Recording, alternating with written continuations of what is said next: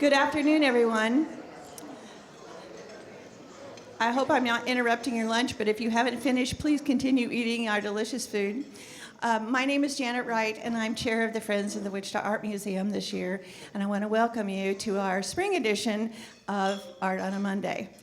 We are thrilled to have all of you here. We'd love to know what brought each one of you here that might not have come before. So if you're sitting next to somebody that's a Friends member, tell them. We need to know what brought you here, because we're thrilled to have you here joining us today.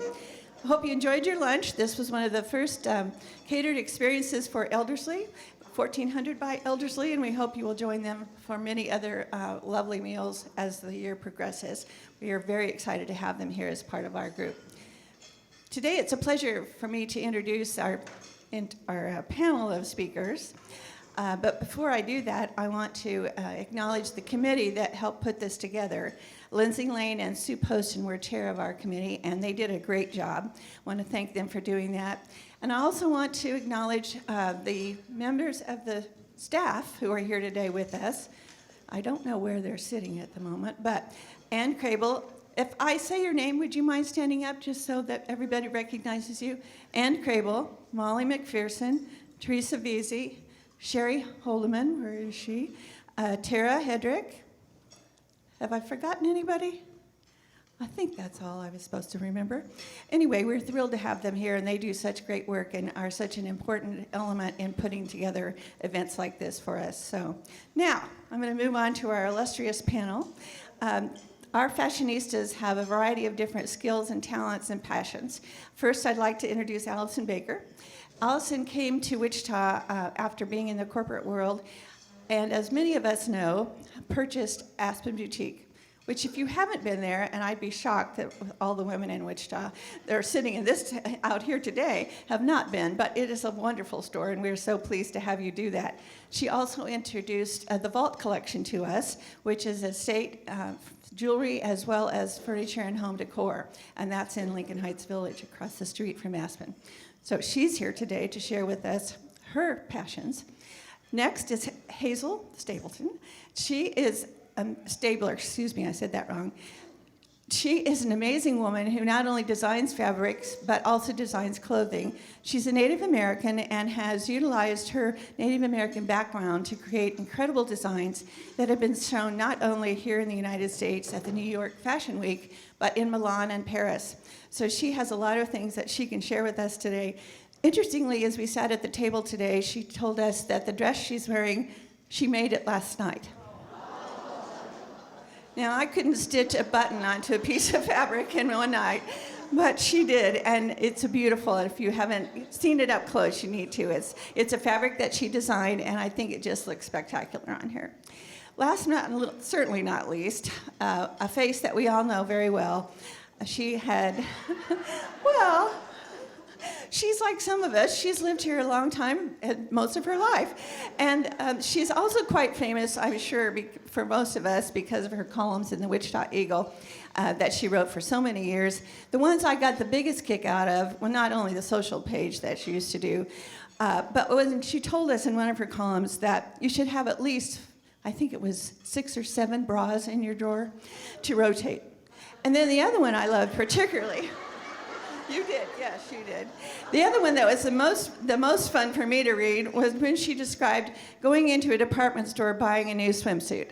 Now, we've all had that experience. It is a god-awful one, and when you stand in front of a mirror and you're trying to put on something new like that, it's not a pleasant experience.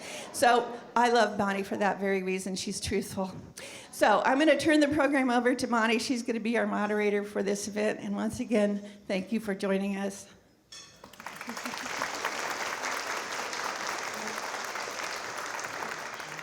Oh, ladies and gentlemen, it is so fun to be here, and I did not make this dress. I used to sew, and I'd be so proud, and I'd put on a dress and wear it, and somebody would say, "Oh, your dress is cute. You made it, didn't you?"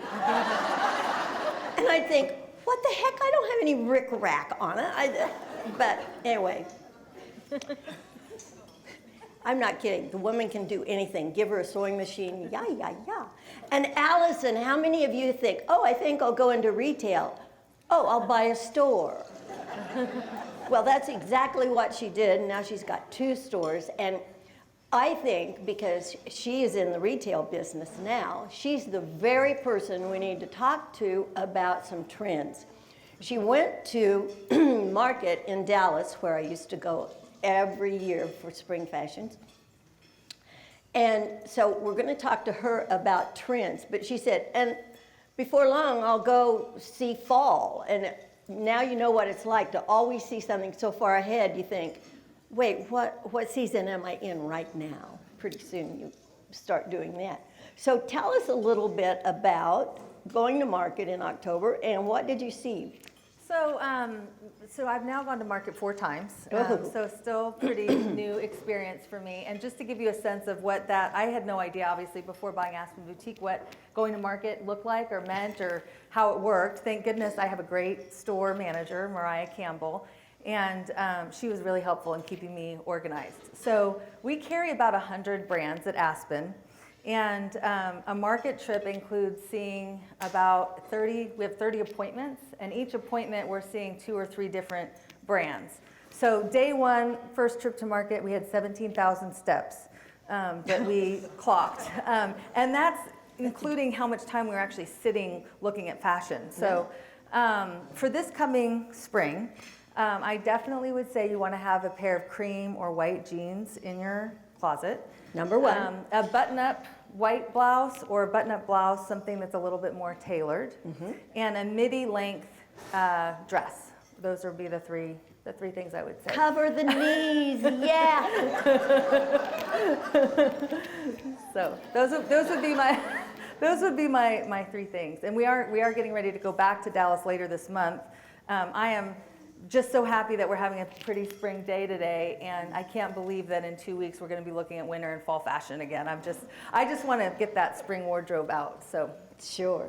And your spring goods are in the store right now. yes, our first spring fashion has hit the floor. We have new things coming in almost daily at this point, but yeah, we're ready for spring at Aspen. Good.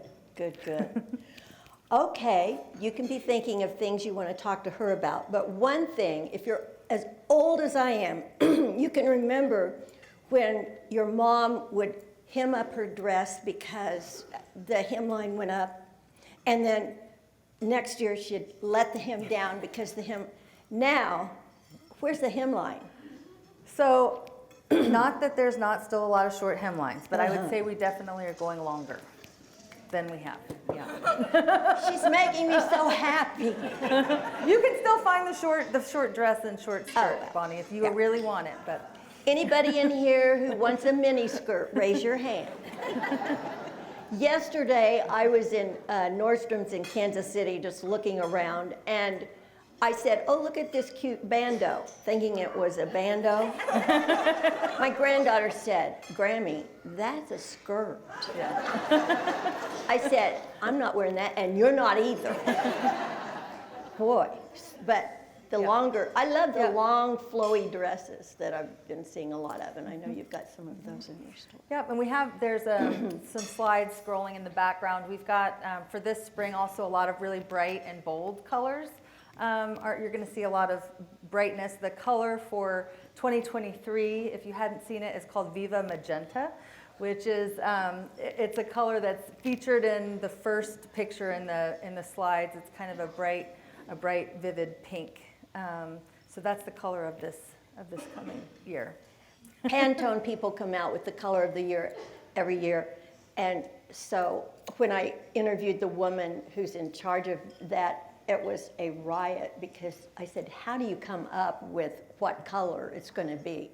But, you know, you wait long enough and you'll love the color of the year. Viva Magenta. Yeah. Okay. And tell us a little bit why you decided to add estate jewelry. So I moved back to Wichita, it'll be 4 years ago this month, and I love estate jewelry.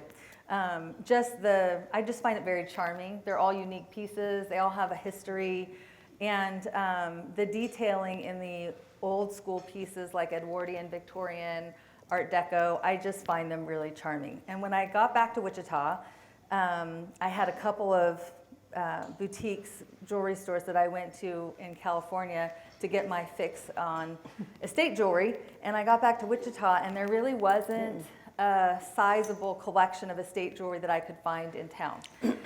There were some stores that would have an occasional trunk show, or they may have one or two pieces. And so my initial thought was, well, that's something that we just will have to add. So my first plan was to open the vault collection and feature estate jewelry and furniture. And then I got wind after I started acquiring, product and inventory for those two stores that James and Monica Smiths were retiring. Yes. And that Aspen was coming available. And I was like, well, I love Aspen Boutique. And when I would come home, I lived out of state 28 years, but when I would come back home, I'd always have to go into Aspen to buy gifts and to do some shopping. And so I thought, well, that sounds like a great idea. It's established. James and Monica are huge shoes for me to fill since they've had the store for 35 years. But it's been a lot of fun. And then the jewelry part just was kind of a natural extension for Aspen, because Aspen, as many of you may know, is known for its jewelry. Fashion jewelry has been a big part of Aspen. Many of your significant others, I suspect, have been in there shopping for you at Aspen with jewelry. So we just thought it would make sense to add it to the collection there. Very good. Well, we'll talk more to you in a minute, but I want to talk to Hazel. Give the woman a sewing machine and she... For example, the other day we were walking into this building and she said, "Whew, I've been really busy." I said, "I've been making dinosaur costumes." Well, not what I thought I would expect from Hazel. I said, "And what would that be for?" So she explained how she does costumes. And like she said, and her husband was very proud of the fact that she not only designed the fabric, but she sewed this little number up last night in 1.5 hours. I would still be cutting it out. Hazel, one question that every fashion writer asks is, where's your inspiration? And I know you are a very, very inspired designer. Yes, my inspiration, I've been designing for about 40 years, and my inspiration comes from my culture. I'm American Indian, and I'm Yaqui and Ojibwe, and I share my culture through fashion. I love that. I love that. Okay, are we looking at her? Yes. Mm-hmm. I know. Now, there, I want you to explain this picture. Okay, first of all, I'd like to say that's my daughter.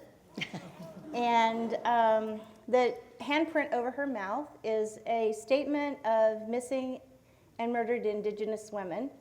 And it's to bring awareness to an injustice that has been, actually it's not a new thing. It's been going on to our culture for hundreds of years. It's been going on for a very long time. But it's to represent silencing our people from talking about the injustice of being murdered and missing. And I saw a documentary on this subject, and I was appalled at the number of women who end up missing, and then it's like, well, she's gone. Well, hello, let's find her. But it's a very, very serious problem. Yes. Now, you are on the school board. I am. Yes, and I asked her how she liked the whole process of being elected and getting elected, and she made one sound, oh. It was at holiday tables, and she put together a fabulous table, but she also ran for school board, got the position, and she also does costume design and fashion design. So, how's your schedule, kiddo? Well, it's very, I have a calendar. I have a calendar on my table with big numbers and big spots every day. I check it, and I spend probably 30 to 40 hours a week on the school board, doing school board work, and It's one of those deals where they told her, you only have one meeting a month. True. How many times have we heard that? Well, on the school board. But of course, not everybody is the type of member that Hazel is. I know for a fact she goes out to school, she listens to the principal, she listens to the kids, and then she reports back. So that's why it's 40 hours a week, my Yeah. dear. Now, tell me some of the places you've shown your collections. I started, the very first show that I did was at Harvard University, and I was asked to do a fashion show for lady chieftains. And did not consider myself a designer at the time. I have 5 children, and I dressed them, and the person who asked me said, well, I said, I'm not a designer. And she said, well, just whatever you put on your kids and whatever you wear, just do that. So I actually had about 3 months, and I did put a pretty good show together. That was the first show that I did. And from there, I was invited to various I had various opportunities in my native community to do powwows and festivals. And a few years ago, right before the pandemic, I actually submitted a portfolio for New York Fashion Week. And I didn't tell anyone because I didn't want to be embarrassed if I wasn't chosen, because I knew there were thousands of people trying to get in. And I think it was about 2 weeks, and I got a phone call and asked me to go. So she's been to New York Fashion Week. You've gone to a lot of states in the United States. Yes, I've traveled all over the country, actually. I lived in Louisiana for about 24 years, so I did a lot in the South. I lived in Boston for 10 years, and I've been in Wichita for 10 years. I'm actually a native Kansan. I was raised and grew up in Emporia, and I left about 45 years ago. I left Kansas and came back 10 years ago. So. See, they come back, just like Bruce. Yeah. Well, I think that your travel and your life sounds exciting and fun, and she can wear that dress after having 5 children. Yeah.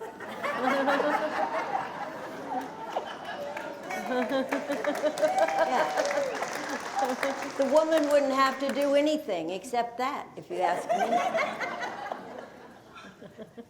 Okay. Your views on sustainability.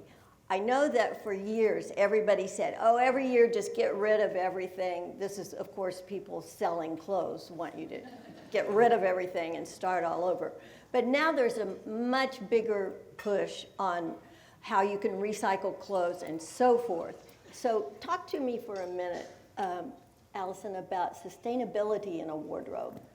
So certainly, I would have to say, we do not have consigned clothing at Aspen. I am a big proponent of using consignment boutiques, whether it's for furniture or for clothing. And I often personally resell my clothes and also offer them for donation, which I think both of those things are helpful. The younger generation certainly is into eco-friendly and shops thrift stores regularly. And also I think the estate jewelry, the fact that we're kind of recycling those pieces has also been interesting from an eco-friendly standpoint. I do have to tell this audience, because you probably have received the Aspen mailer at some point with our coupon flyer that we do. We have a huge mailing list that we send those out to. And in our effort to try to be more eco-friendly, we are also going to go to an online format for that, because it's a lot of paper. And I mean, you don't necessarily have to have the flyer to use it, so they just end up, I think, in the landfill. So yeah, eco-friendly in business, I think there's a lot of ways to approach it, Bonnie, at this point. Good. Yeah. And I think the clothes at Aspen are believable and fun. And I know I have a dress that has to be 10 years old. Yeah. And I think that you're carrying on that tradition of believable, real clothes. Love that. How do you feel about sustainability? Well, historically, I think we're probably the predecessor for that term. I actually, when I design clothes, I try to draw from my culture in traditional dress. So I use a lot of components that I would like that a traditional dancer would wear. Like I use elk teeth and feathers and buckskin, and not just buckskin. I try to use the real deal brain tan buckskin. I use buffalo hides. I design fabrics that emulate my culture, emulate different components of like the dress I have on today. These are all lady dancers. I'm a traditional dancer. I'm very active in my culture, and so I pull from that. And I don't really follow trends per se. Where like there was a like here, this is the dress in the back is a coat. It's a coat actually, and it emulates a woman's shawl because we wear shawls on our shoulders. This one, and the collar is made from Angora goat hair and the boots. And that goat hair is what men wear on their legs when they dance for traditional dance. So I try to pull natural components into my designs. And those are sustainable. I mean, Very, buffalo hide, I would say. that's pretty sustainable. Okay. Well, now, I love it that you talked about neutrals a little bit. Talk about neutrals just a little bit more. So I think neutrals have always been popular, but I would say now even more so, having some neutrals in your wardrobe, not just the bright colors. It's nice to have a pop of color, but whether it's navy, black, the oatmeal color, off-whites are very popular. And they can look really dressy, and they can also be casual. So I think they're an important component to every wardrobe. I think they are Yeah. too. And once you get a pair of pants in a neutral color that fit, buy as many as you can. Yeah. And what I've learned is if you want to wear them after the holidays, then you buy one size and then one size bigger, and you're covered. Then when you lose weight, you go back to it. But it's like when you find the perfect black pant, say, do you have any more in the back? Yeah. So that's just a little tip from Bonnie. Now, speaking of neutrals, I have been taking fashion magazines for a very long time. How many of you still take Vogue? Can you believe some of the things you see in Vogue? And I love getting a catalog because that's really more like what you will really see in real life. But when Alice and I were talking about neutrals, I want to show you some neutrals. Let me give you some examples. This is neutral. Why, you could just mix this up with anything in your wardrobe.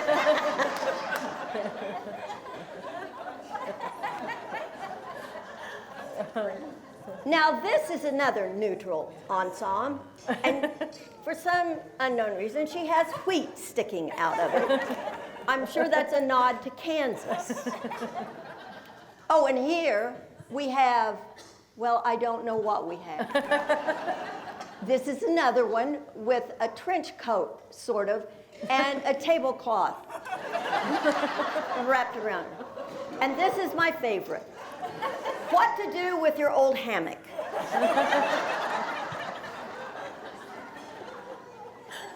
And this is the bridal gown. It would be like, she forgot to put the dress on. So, see, there are neutrals coming up. And the thing that is amazing to me is, why are they showing this? I used to sit in the audience at New York fashion shows, and at one point, this little intern who thought she was all that in a bag of chips, turned and said, "Are they going to wear that in Kansas?" I said, "No, because we don't want to look stupid."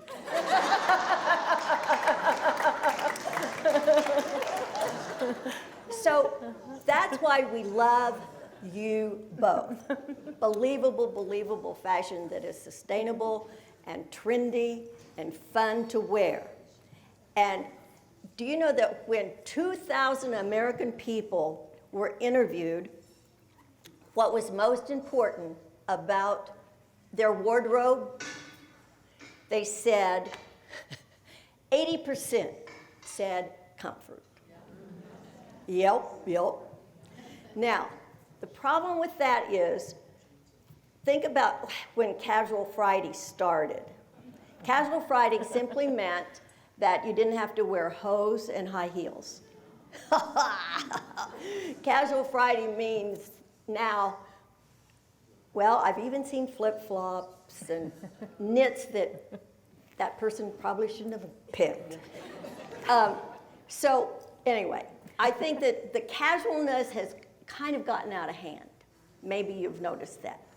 If you haven't, go to your favorite grocery store. You know, I just have to comment on that. Okay. Just one point, Bonnie. So having spent so much time in San Francisco, right. When I left pre-COVID, the yoga pant was the attire. It didn't matter if you were on your way to yoga or leaving yoga, if you were walking the dog or you were going to a fancy dinner. Yoga pants, everybody was in black yoga pants. And Bruce and I were just back in California a few weeks ago, and I said, as we were driving through downtown San Francisco, I said, you just need to look at everybody that is walking around. Everyone is in black yoga pants, and it's all day, any time of day. And I'm just like, as a store owner, that is really not very interesting, I don't think. Yeah, you know, I mean, you got to go to market for something other than black yoga pants. Yeah. So. Thank you, Wichita, for not all being in black yoga pants. And even those who wear your yoga pants from time to time and you've never been in a yoga studio, it's okay. Just don't wear it all the time, everywhere. We know who you are. We do know who you are.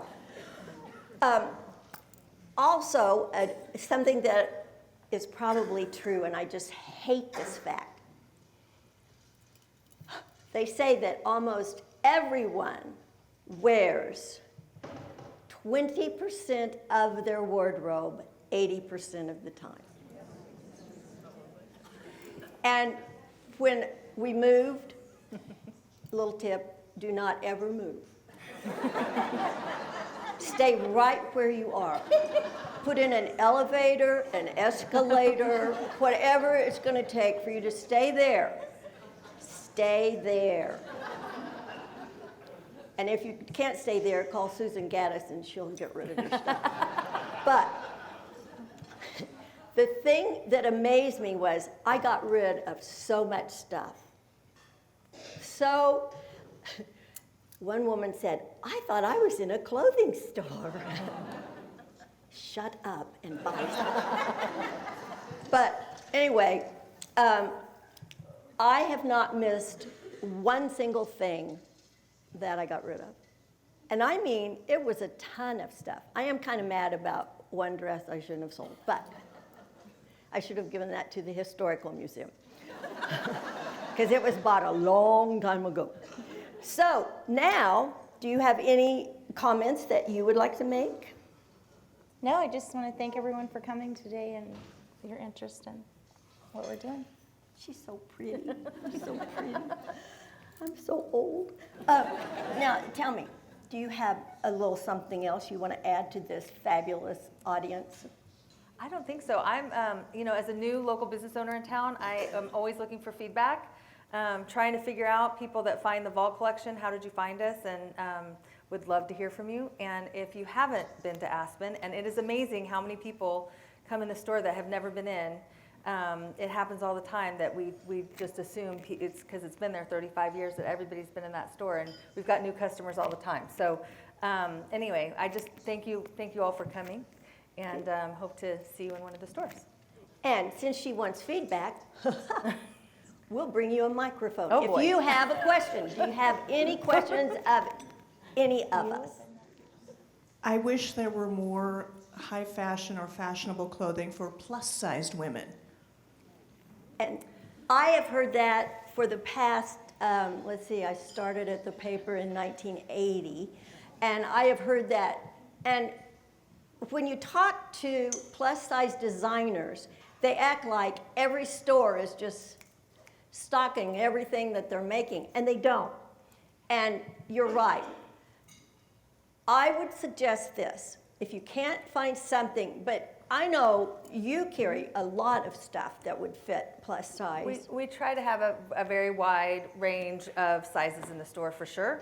And to be honest, we get feedback on both ends of the scale that we need things that are smaller than what we carry, and we need things that are larger sizes than what we carry. And what I can tell you is, depending on what it is and what the brand it is, sometimes we can order things. And so we're happy to work with you if there's something specific. Now, we don't carry, couture and evening attire. We have a few things here and there, but I don't know what specifically you're looking for. But I we're can happy help you with that. There you go. Yeah. Well, obviously, only took Hazel an hour and a half to whip up this whole Hazel dress. can help you out. She'll design it and make it while you wait. So I not only make it, I also draft the patterns. I draw the sketches, draft the patterns, choose the fabric, and make it. So That takes a little bit longer. You'll have to come back the next day. Another question. Yes. I don't have a question, I just have a comment. If anyone has not been to the Vault, which is across the street from Aspen Traders, you should treat yourself. It is the most fascinating place to look around. Great stuff. Thank you. And also, I'd just like to mention that I have seen Hazel's costumes that she designs, and they are outstanding. So fascinating, so much talent. So, no question. Hazel, who are you designing costumes for? you have to ask me that. Tenacity. Oh my goodness, it left my mind. Tenacity Dance Troupe. And they're going to America's Got Talent next year, so we're working really hard to get their costumes, make some really nice ones. Great. Hazel, do you have a studio where we could come see your work? I do not have a studio. My studio is in my house. I work out of my house, and it's all special, custom work. Oh, over here. Could she step out so we can see her? Yeah, Sure. I have to hold my stomach in after all. So. And it stretches, so it's very forgiving. There is not a stretch fabric in the world that I could wear that dress. You can only ask so much of those stretchy fibers. If you don't believe me, try on a swimsuit. Don't you love the miracle suit? Instant lose 10 pounds. What they don't understand is it's not covering where I need to lose the 10 pounds. You know, it looks like a marshmallow in a drinking straw. But if we did want to have a dress custom made, how would we get a hold of you? I have on Facebook, I have a Facebook page. It's called Buffalo Hunt Camp. That's the name, my brand name. Or you can find me through the museum or through Bonnie. Yeah. Call me, I'll get you in touch. Yes. Do you still handle and have on stock Indian jewelry like they used to have at Aspen? We do have a large selection of Southwest jewelry. You do? Oh, Turquoise okay. vintage pieces and some newer pieces from designers out of New Mexico and Texas. I haven't been in lately, so I was wondering if you still did that. We do. They were fascinating, one of a kind. I was just commenting on the squash blossom that Hazel's wearing. It's a gorgeous Zuni squash blossom. It's a pretty one.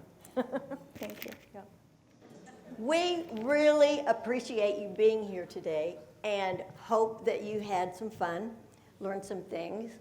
There, look for Hazel's Buffalo.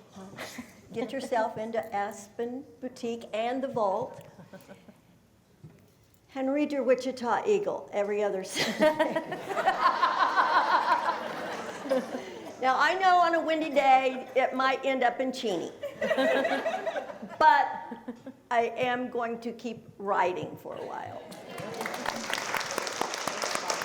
Thank you so much for being here. Thank you all. It was delightful. I mean, I think it was so much fun to listen to you, to get better acquainted with everyone here, and to share your passions, because obviously they mean a great deal to you, and we're the ones that get to reciprocate with thanking you today. We have little gifts for each one of you.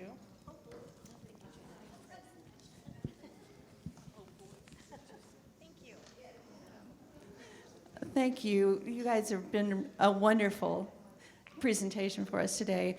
I want to thank all of you again for coming. We really appreciate it. If you have not yet been to the Isabelle de Borchgrave exhibit, when the museum opens tomorrow, I hope you will take advantage of that. It is an incredible exhibit, something I've never seen in my life before, and I don't think many of us have. So please take advantage of that while it's here. It will be here through, I believe, the middle of May or something like that, yeah. So please enjoy the rest of your day, and we hope we'll see you here next fall. Thanks again.